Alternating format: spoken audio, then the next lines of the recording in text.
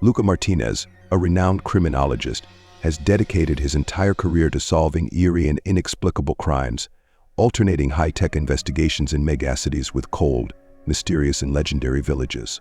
One evening, after a long case that ended bitterly, he returned to his hometown of Santa Cruz, which he had originally left thinking he would never return.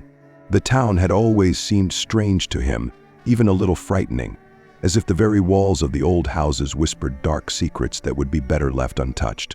But this time, something was different. He felt an inexplicable urge, stronger than ever, to find answers to long put-off questions. These questions had tormented him since childhood, since the moment when his mother, in the last moments of her life, looked at him with those eyes full of fear and whispered, "Luca, go away and don't come back." At that time he was too young to understand what she meant, but with each passing year her words took on a more sinister meaning.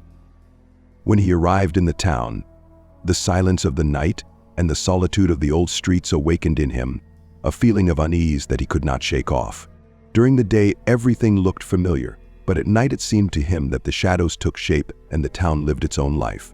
The neighbors, previously friendly and talkative, avoided his gaze, only stealing glances full of anxiety and even fear. That same evening, Luca heard his mother's voice calling him to return to the old house of his ancestors, long abandoned and surrounded by the darkness of the wild nature. At first he tried to resist, realizing that he was being overcome by an irrational feeling, but the voice only grew stronger, and by morning he could no longer fight this obsession. The old house stood several miles from the city, hidden in a dense forest full of fog. No one had gone there for a long time. The villagers believed that this house was a cursed place, that its walls held not only the dust of past years, but also dark secrets that were best left untouched. Luca stepped into the old grassy yard, feeling goosebumps running down his spine. The tree branches bent over him, as if blocking his way, but he resolutely continued, not allowing fear to take hold of him. Inside the house, everything seemed frozen, as if the spirits of the past surrounded it. Luca felt a heavy atmosphere and stopped in front of an old chest that was always kept in the darkest room. Opening it, he noticed that there was something unusual inside, an old diary covered in dust. Its pages were so decrepit that they seemed about to crumble to dust. Luca opened the first page and immediately plunged into the dark notes written in crooked handwriting. His ancestor wrote about the bloody rituals that many generations of the family had performed to protect their lineage. "The darkness is within us," the diary read. "It lies dormant, but it must be fed, or it will destroy us." The more Luca read, the more he felt a cold shadow enveloping his soul.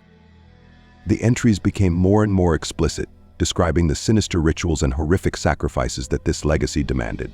At the last moment, Luca realized that the entire village feared not so much the curse, but the Martinez family itself. Memories of the past merged with the current reality, and at some point he realized that he was doomed, like his ancestors. On the night when the forest lights up blue, the heir of the line must spill his blood, read the last entry. Luca realized that the villagers had always known he was a descendant of a lineage that guarded an ancient evil, but what it had truly awakened for remained a mystery. Luca ran from the house, aware that every step he took brought him closer to his inevitable fate.